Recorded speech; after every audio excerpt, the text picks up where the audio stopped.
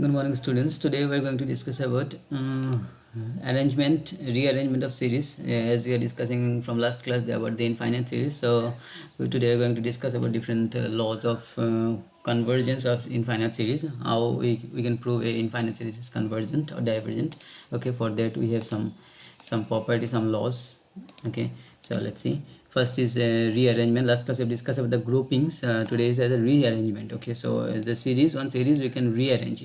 Just like here you see here 1 by 2, 1 by 1, 1 by 4 given. So if we arrange like this 1 by 2, 1 by 1, 1 by 2, 1 by 4, like this, even numbers are first and then odd numbers, like this we can arrange. Okay, so if we rearrange like this, then its convergence will be same or difference. Let's see, here is the definitions. If it is a sequence in R is a rearrangement of A series action. तो ये जो Y N जो sequence है, series है, ये क्या हुआ, ये जो सीरीज था एक्सन था, ये जो ओरिजिनल सीरीज था, इसको रीअरेंज करके वाई एन बना दिया, इस टाइप का बना दिया। ठीक है ना। If there is a bijection f on to f of n on to n, मतलब एक अगर ये एफ फंक्शन एफ जो है, एफ एन से लेकर एन तक एक बाइजेक्शन मतलब वन ऑन टू मैप कर रहा है, such that y k is equal to x f k. तो ये रीअरेंजमेंट करने के लिए क्या होना पड़ेगा, नेचुरल नंबर से नेचुरल नंबर तक एक एक बाइजेक्शन होना पड़ेगा। बिकॉज हम लोग को मालूम है कि जो सीक्वेंसेस का डोमेन होता है नेचुरल नंबर। सो ऑब्वियसली ये जो फंक्शन बनेगा, if there is a function f, अगर ये दोनों के ऐसा एक हम लोग को एक फंक्शन मिलेगा एक्स और वाई के बीच में, जो मतलब ऐसा एक फंक्शन मिलेगा f from n to n, such that ये कंडीशन को फॉलो करेगा y k is equal to x f k. ठीक है, तो मतलब f जो है ये x का एलिमेंट को y में कनेक्ट करेगा। ठीक है, तो इस तरीके से एक फंक्शन मिलना पड़ेगा, तभी जाकर हम लोग ऐसा रीअरेंज कर सकते हैं। तो सिमिलरली हेयर ये हमें दिया हुआ है मेन रीअरेंजमेंट थ्योरम कि x n is absolutely convergent series, ये एक एब्सोल्युटली कन्वर्जेंट सीरीज है। देन अगर उसको रीअरेंज करके हम लोग वाई के बना दिया of x n, rearrangement y k of x n converges to the same value. तो एक्स एन जिसमें कन्वर्ज करेगा, इसको रीअरेंज करने से जो सीक्वेंस बनेगा वो जो सीरीज बनेगा वो भी सेम पॉइंट में ही कन्वर्ज करेगा। ठीक है, तो इसका ये हमें प्रूफ दिया हुआ है।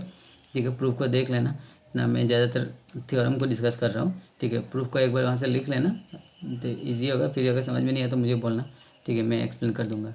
नेक्स्ट है लिमिट कंपैरिजन टेस्ट, बिकॉज इसमें से ज़्यादा प्रॉब्लम्स आएगा rather than proof, may be there will be maximum chances to come problems. Okay, so limit comparison test ये अनदर टेस्ट है जिसमें से हम लोग प्रूव कर सकते हैं। ठीक है, सपोज कि इट इज़ कंपेरिजन टेस्ट जो है, ये लिमिट कंपेरिजन टेस्ट यूज़ करके हम लोग शो कर सकते हैं कि the infinite series is converges और diverges. Okay, suppose x n is a convergent sequence, sorry f x n is a sequence and y n is another sequence, जो है non zero real number real sequence. And suppose that the following limit exist, suppose limit of x n divided by y n, इसका जो ये जो fraction में रख के modulus देके फिर इसका लिमिट निकालना है। ठीक है, एन टेंस टू इन्फिनिटी में। देन अगर इसका लिमिट सपोज एग्जिस्ट हो रहा है, सपोज इसका लिमिट एग्जिस्ट आ रहा है जो है आर, इसका लिमिट आर आ रहा है। ठीक है ना, if r is not is equal to zero, then summation of x n is absolutely convergent if and only if y n is absolutely convergent. ये याद रखना कि अगर इसका लिमिट जीरो नहीं हो रहा है, इसका लिमिट जो है वो जीरो नहीं होना चाहिए। अगर जीरो नहीं हो रहा है तो क्या होगा कि ये समेशन ऑफ एक्स एन जो है, ये एक्स एन का एप्सन जो है ये एब्सोल्युटली कन्वर्जेंट होगा, लेकिन कब, if and only if y n is absolutely convergent, मतलब वाई के ऊपर डिपेंड करेगा। अगर वाई जो है एक्स एन वाई एन का ऊपर डिपेंड करेगा और वाई एन एक्स एन के ऊपर डिपेंड करेगा, दोनों ही एक दूसरे के ऊपर डिपेंड करेगा। Because if and only if, यहाँ में इफ एंड ओनली इफ दिया हुआ है, इफ एंड ओनली इफ दिया है तो दोनों ही एक दूसरे के ऊपर डिपेंड करेगा। ठीक है, x n is absolutely convergent and y n is absolutely converge, एक दूसरे के ऊपर डिपेंड करेगा। बट अगर x n is equal to, if r is equal to zero, अगर आर जीरो हो गया and if summation of y n is absolutely convergent, then summation of x n is absolutely convergent. ठीक है, अगर ये zero हो गया तो क्या होना पड़ेगा, वाई एन अगर एब्सोल्युटली कन्वर्जेंट है तो एक्स एन एब्सोल्युटली कन्वर्जेंट होगा, मतलब वाई एन का ऊपर ये डिपेंड करेगा। ठीक है, अगर r is equal to zero हुआ तो। ठीक है, that is our limit comparison test. Next है कि the root test and ratio test. Okay, so root test, so x n एक सीक्वेंस है and if there exist r belongs to r, r एक real number है, r less than one है, r का value less than one है, such that x n whole to the power y one by n, x n whole to the power one by n is less than is equal to r, modulus of x n whole to the power one by n is less than, इसका value जो है वो r से छोटा है, then the series x n is absolutely convergent. तो अब ये सीरीज जो है ये एब्सोल्युटली कन्वर्जेंट हो जाएगा अगर modulus of x n whole to the power one by n is less than r. Okay, इसका हम लोग इस तरीके से लिख सकते हैं एन थ्रू एक्स एन। ठीक है, तो ये जो है लेस देन अगर आर हो गया, ये जो आर है इससे अगर छोटा हो गया, then you can say it is absolutely convergent. And अगर इसका वैल्यू ग्रेटर देन 1 है, okay, x n all to the power 1 by it should be if it is greater than 1, because इसमें आर तो लेस देन 1 था, अगर less than 1 है तो ये कन्वर्जेंट होगा, बट अगर ये ग्रेटर देन 1 है then it is what divergent. ठीक है,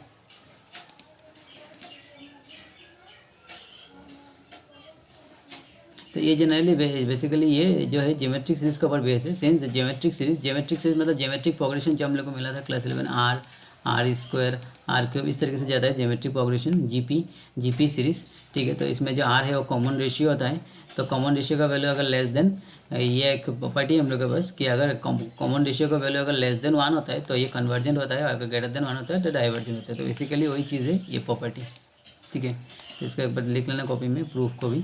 सिमिलरली इसमें एक दिया हुआ है कि x n is a sequence of r and suppose that r is equal to, मतलब इसका जो लिमिट है वो आर है, तो क्या हो जाएगा, summation of x n is absolutely convergent when r less than 1 and greater than 1 is divergent. अभी भी जो मिला था वही है, ग्रेटर देन 1 के लिए डाइवर्जेंट और लेस देन 1 के लिए कन्वर्जेंट आएगा। ठीक है, नाउ ये रबिश टेस्ट में भी इसी तरीके से है कि x n be a sequence, x n be sequence of real number and x n plus 1 divided by x n x, ये मतलब nth टर्म है और ये एन प्लस 1th टर्म है। ठीक है, तो ये सीक्वेंस से हम लोग निकाल सकते हैं इसको, व्हाट इज nth टर्म और nth प्लस 1th टर्म। तो उसको डिवाइड करने से जो आएगा it should be less than r होना चाहिए, लेस देन और इक्वल टू आर, मतलब 1 से छोटा होना चाहिए। ठीक है, देन क्या हो जाएगा, ये एब्सोल्युटली कन्वर्जेंट हो जाएगा। अगर ये greater than equal to r हुआ तो ये डाइवर्जेंट हो जाएगा। तो ये है रेशियो टेस्ट, मतलब एक टेस्ट फेल होगा तो हम लोग दूसरा टेस्ट में ट्राई करेंगे। ठीक है, करने के लिए। तो इसका प्रूफ भी हमें दिया हुआ है, तो एक बार प्रूफ को भी देखना। तो ये है इट इज इक्वल टू, अगर इसका वैल्यू अगर आर आ गया तो अगर आर लेस देन 1 है तो ये कन्वर्जन, और ग्रेटर देन 1 है तो ये डाइवर्जेंट। ठीक है, तो ये तो वही है अभी जो मैंने दिखाया था।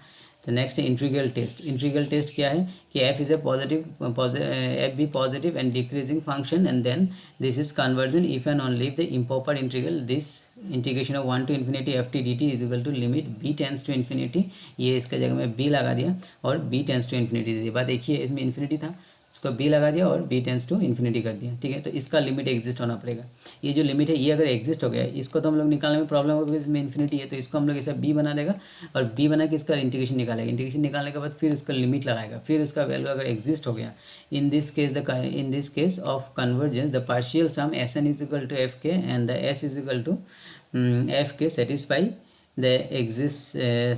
द एस्टिमेट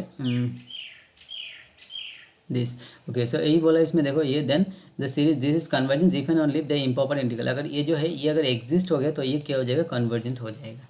ठीक है, अगर ये एग्जिस्ट हो गया तो ये कन्वर्जेंस हो जाएगा इंटीग्रल टेस्ट। तो इस तरीके से इंटीग्रेशन इससे भी हम लोग कर सकते हैं कि अगर यहाँ में इन्फिनिटी दिया हो तो इसको बी लगा दो यहाँ में, और बी व कोई एक नंबर ए भी लिख सकते हैं, but a tends to infinity लिखना होगा। फिर इसका लिमिट निकालो, फिर उस लिमिट नहीं सर इंटीग्रेशन निकालो, फिर इसमें लिमिट डालो, फिर अगर ये एग्जिस्ट हो रहा है तो दैट मीन्स ये कन्वर्ज हो जाएगा बाई दिस प्रॉपर्टी।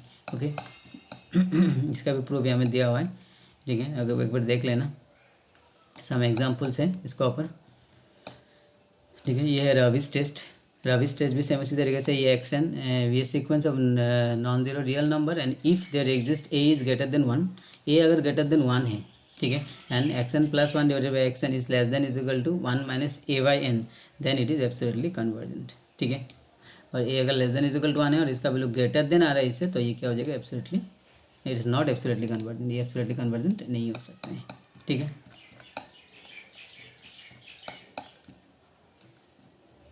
तो इस तरीके से ये सारा प्रॉब्लम्स को ये सारा प्रॉपर्टीज़ को देखना, फिर हम लोग उसके ऊपर प्रॉब्लम्स करेगा। फिर एक है कि अल्टरनेटिंग सीरीज़। ठीक है, ये भी एक इंपॉर्टेंट प्रॉपर्टी है कि अल्टरनेटिंग सीरीज़ मतलब जो ऑसिलेट का मतलब एक बार माइनस घूमता रहता है एक ही जगह में, जैसे कि ये देखो x n be a non zero number is said to be alternating if and only minus one to the power n plus 1 into x n. मतलब इसमें देखो एन का वैल्यू 1 पुट करने से ये हो जाएगा 2, तो ये हो जाएगा प्लस एक्स एन। ठीक है, बट 3 पुट करने से ये माइनस एक्स एन, फिर 4 पुट करने से प्लस आएगा, वाई पुट करने से एन का वैल्यू डिफरेंट के लिए ये एक बार प्लस एक्स एन, एक बार माइनस एक्स एन, एक बार प्लस एक बार माइनस, ऐसा करके चलता जाएगा। That is called alternating series. मतलब ऐसा -1 +1 -1 +1 -1, तो इस तरीके से घूमते रहने से एक ही टर्म में बाय एक्स माइनस एक्स फिर प्लस एक्स फिर माइनस एक्स, इस तरीके से जाने से सीक्वेंस को हम लोग बोलते हैं, बस सीक्वेंस में सीरीज़ को हम लोग बोलते हैं अल्टरनेटिंग सीरीज़। ठीक है, तो अल्टरनेटिंग सीरीज़ जो है ये इसको इस तरीके से हम लोग डिफाइन कर सकते हैं, -1 to the power n+1 into z n. ठीक है, ऑल्टरनेटिंग सीरीज टेस्ट, ये एक टेस्ट है, इससे भी हम लोग पूछ सकते हैं कन्वर्जेंट होगा कि नहीं होगा। अगर ये सीक्वेंस जो है डिक्रीजिंग सीक्वेंस होना चाहिए, स्ट्रिक्टली पॉजिटिव नंबर्स, मतलब ये डिक्रीजिंग सीक्वेंस होना चाहिए, मतलब सपोज x2 जो है वो x1 से छोटा होना चाहिए, ठीक है, फिर x3 जो है वो इससे भी छोटा होना, ऐसा एक डिक्रीजिंग सीक्वेंस होना चाहिए। एंड द ऑल्टरनेट, अगर लिमिट ऑफ जेड एन, मतलब जो nth टर्म है, जो nth टर्म है, nth टर्म का लिमिट अगर 0 आ रहा है, फर्स्ट तो ये डिक्रीजिंग सीक्वेंस होना पड़ेगा, फिर उसका जो xn होगा, मतलब nth टर्म जो होगा उसमें लिमिट लगाने से अगर वो 0 आ गया, limit n tends to infinity करने से अगर वो 0 आ गया, तो ये सीक्वेंस क्या हो जाएगा, कन्वर्जेंट हो जाएगा, ठीक है। कन्वर्जेंट होने के लिए ये सीरीज़ जो है कन्वर्जेंट हो जाएगा। तो रिमेंबर दैट फर्स्ट हम लोग को चेक करना है कि ये जो सीरीज़ है ये डिक्रीजिंग है कि नहीं, डिक्रीजिंग होना पड़ेगा, फिर हम लोग को nth टर्म का लिमिट निकालना होगा, अगर 0 आ गया तो ये क्या हो जाएगा, कन्वर्जेंट हो जाएगा, ठीक है। So this is about alternating series, Dirichlet and Abel's ना, ठीक है। तो नेक्स्ट क्लास में हम लोग इसके बारे में डिस्कस करेगा। तो आज इतना तक ही रखो, तो और प्रॉब्लम सॉल्व करेगा, okay. So remaining will discuss in our next class. Thank you.